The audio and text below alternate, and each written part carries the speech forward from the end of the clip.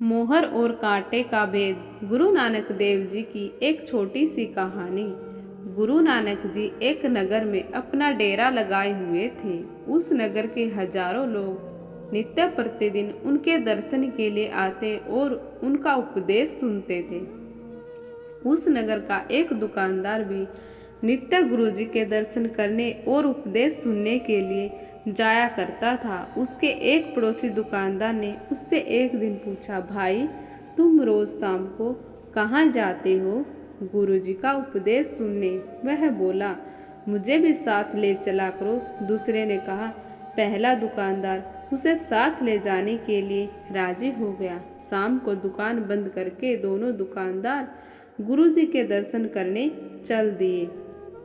रास्ते में वेश्याओं का बाजार पड़ता था। जब वे दोनों उस बाजार में से निकल रहे थे तो दूसरे दुकानदार की नज़र एक वेश्या पर पड़ गई। उसका मन डोल उठा। वह पहले से बोला, तुम गुरुजी के दर्शन करने के लिए जाओ, मैं तो इस वेश्या से मिलने जा रहा हूँ।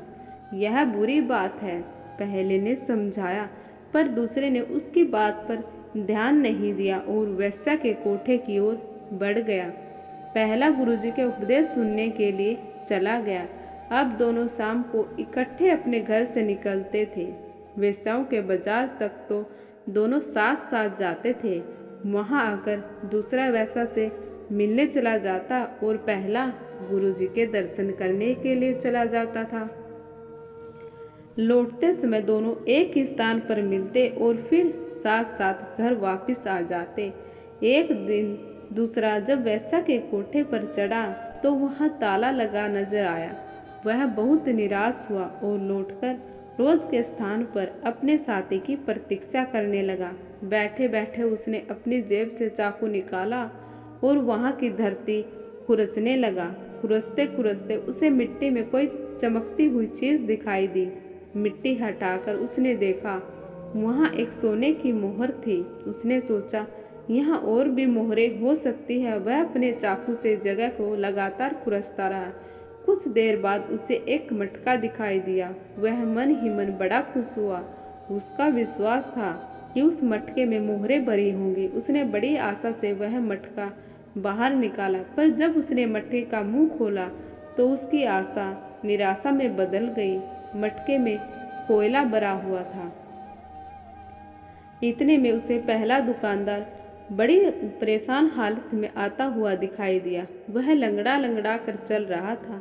दूसरे ने पूछा, क्यों भाई, क्या हुआ? बड़े परेशान दिखाई देते हो। पहले ने बताया, क्या बताऊं? गुरुजी का उपदेश सुनकर बाहर निकला तो एक तेज कांटा पैर में घुस गया।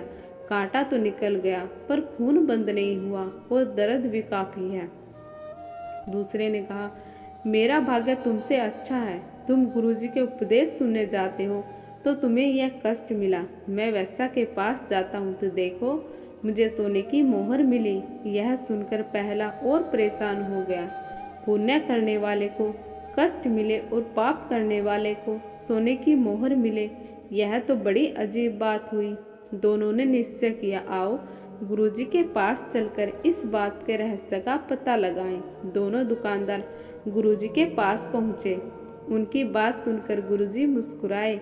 उन्होंने कहा, वैसा के पास जाने वाले दुकानदार ने पिछले जन्म में किसी जरूरतमंद व्यक्ति को एक मोहर देकर उसकी सहायता की थी। उसके बदले इस जन्म में इसे घड़ा भरकर मोहरें मिलनी थी, पर इस जन्म में आकर यह बुरे कामों में फंस गया, इसलिए इसका सोने की मोहर से भरा हुआ मटका कोयले में बदल गया।